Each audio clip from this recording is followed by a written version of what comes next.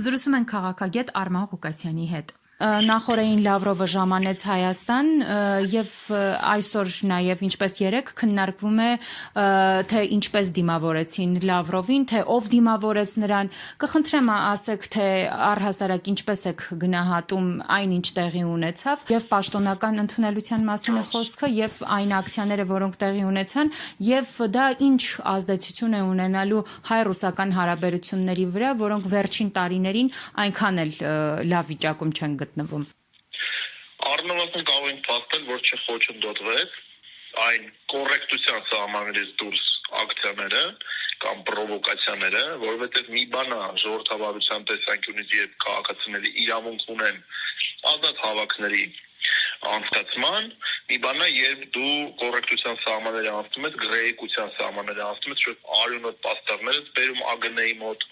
եւ թույլ է տալիս ոստիկանությունը եւ իշխանությունները թույլ են տալիս, որ իրանք հենց ԱԳՆ-ի մոտ կանգնեն եւ այդ բարերը գոռան, չգիտեմ, հանցագործներ, մարդասպաններ, այդ արյունոտ պաստառները ցույց տան եւ բարձր պահեն, հա։ Այսինքն այս ամենը առնվազն չի խոչընդոտվել եւ այս նշանները, այս սիգնալները բնական է բոլորը հասկանում են, թե ռուսական կողմն է հասկանում, թե յուրաքանչյուր մարդ ով կտեսնի այս ամենը։ Իհարկե կարծում եմ, որ սրա հետ կապված նույնպես կլինեն հետևություններ ռուսական կողմից, բնական է, թե Արման Բաբաջանյանը ճիշտ ասած իր արածը լրիվ տեղավորվում է որոշ քպականների քաղաքական գծի մեջ։ Արման Բաբաջանյանը որևէ բան չի արել, որը որ իշխանական, այսպես ասենք, գծից դուրս է, քաղաքական, արտաքին քաղաքական։ Ուղղակի Արման Բաբաջանյանը սիրում է շոուներ անել, ցավոք սրտի այսօր այդ շոուն չստացվեց իր համար, ցավոք սրտի բնական է, որովհետև 10-12 հոգով փորձում էին ցույց տային, որ չգիտեմ, հայ ժողովրդի անունից ինչ-որ բաներ ասել, որտեղ երկու օր հետևում եմ Արման Բաբաջանյանը ուղիղ եթերներ է դուրս գալի, հայտարարում է, որ բոլորին կոչ է անում շուտ եւ շտապ միանալ այս ակցիային, բայց վերջում տեսնում ենք, թե որքան քիչ մարդ է միացել, փառք Աստծո, հայ ժողովուրդը հասկանում է, որ այս ակցիաները եւ այդ քաղաքական գիծը որևէ աղերս չունեն Հայաստանի արտաքին պետական եւ առասարակ ազգային շահերի հետ։ Պարոն Ղուկասյան, մենք կարող ենք ենթադրել, որ այնուամենայնիվ իշխանության լռությունը այս ակցիաների վերաբերյալ նշանակում է նաեւ իրենց կողմից հրահրված։ Ես կարող եմ սենց ձևակերպել, չխոչընդոտելը առնվազն նշանակում է օգնել եւ առնվազն նշանակում է դեմ չլինել, այսպես կձևակերպեմ։ Այնուամենայնիվ հետևանքները քաղաքական առումով ինչպիսին են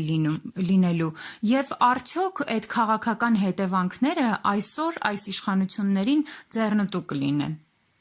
Որովհետեւ իրենք անընդհատ Եվրոպա են գրում, մենք տեսնում ենք, որ Եվրոպայից էլ որևէ այսպես ոգևորվածություն չկա իրենց նկատմամբ։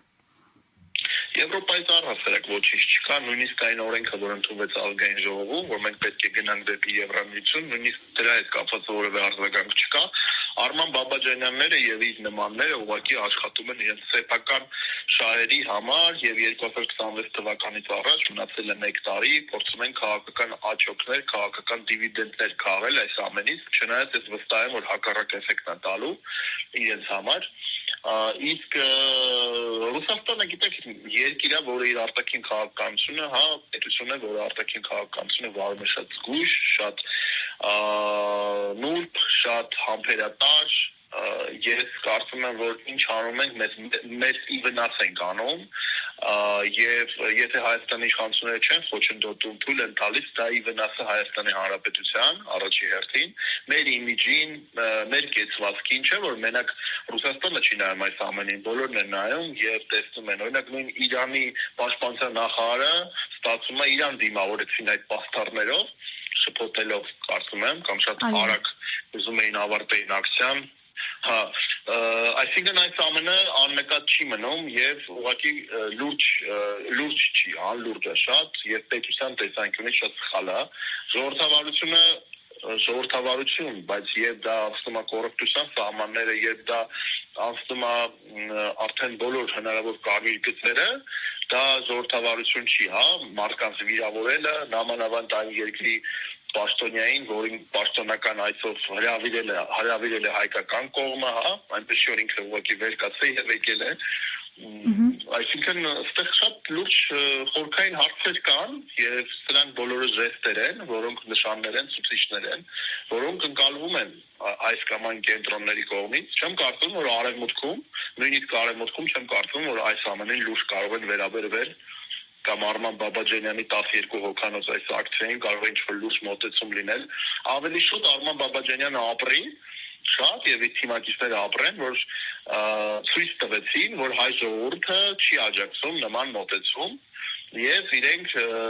ապացուցեցին, որ հայ ժողովուրդը չմիանալով իրենց այդքան կոչերից հետո ավելի պրագմատիկ քաղաքականության կողմնակից է։ Պարոն Ղուկասյան, եւ եւս մեկ հարց, իշխանությունը ուր է գնում այսպես անընդհատ իրեն հեռու պահելով Ռուսաստանից, արդեն արևմուտքից, Միացյալ Նահանգներից, ավելի շուտ ոչ թե ինքն է իրեն հեռու պահում, այլ այնպես է անում, որ բոլորն են իրենց հեռու պահում Հայաստանից, եւ այսպես միայնակ մնալով ուր ենք գնալու։ Տեսեք, այստեղ պետք է հետևյալը նշենք, որ Հայաստանի կառավարության արտաքին քաղաքական կուրսը եւ տապկեքա, այսպես ասենք, այս լեզվով, որ չարթարացան։ Իրենք լրիվ ուրիշ նպատակ ունեին, լրիվ ուրիշ հույսեր ունեին, որոնք կապված էին Բայդենի վարչակազմի հետ։ Այո։ Բայց սաղ սրտի իրենց համար կամ բարեբախտաբար, չգիտեմ, արդեն պետք է իրենք մտածեն, Բայդենը չվերընտրվեց, եկավ Թրամփը, որը սկսեց երկխոսություն Ռուսաստանի հետ, որի առհասարակ արտաքին քաղաքական առաջնահերթությունները լրիվ տարբերվում են դեմոկրատներից եւ իրավիճակ փոխվեց գետնի վրա։ Կարծում եմ, որ սա է հենց այն խորքային պատճառը, որ Հայաստանի իշխանությունները այսօր որոշակի ցայտնոտի մեջ են հայտնվել եւ նույնիսկ չեն կարողանում կանխատեսել, թե ինչ կարող է լինել։ Օրինակ շատ բան կախված է ռուս-ամերիկյան այս բանակցություններից, դրա արդյունքում պարզ կլինի դերերի բաշխման, այսպես ասենք, գոտիների, ազդեցության գոտիների բաշխման եւ այստեղ շատ լուրջ ռիսկեր կարող են լինել Հայաստանի իշխանությունների համար, որովհետեւ ռուսական կողմի նկատմամբ եղել են շատ ոչ թափանցիկ մեղմ ասած, երբ Ռուսաստանը դժվարին պահին ուկրաինական ուղղությամբ էր զբաղված։ Այս ամենը քաղաքականության, մեծ քաղաքականության մեջ չի կարող լինել աննկատ, չի կարող մոռացվել եւ դա է պատճառը, այդ խորքային պատճառը, որ այսօր մենք կողքից կարծես թե տեսնում ենք, որ Հայաստանի իշխանությունների արտաքին քաղաքական այդ ռազմավարությունը փլուզվել է։ Հենց Ամերիկայի ընտրությունները ճակատագրական եղան այդ հարցում եւ դեռևս մենք կտեսնենք, իրենք օրվա կուրսով են շարժվելու, տեսեք, հիմա գնում են մասնակցում են Շքերտի Մոսկվա, անցած տարի չգնացին, Լավրովին հրավիրեցին, Մատվիենկոին հրավիրեցին, սա է զգուշ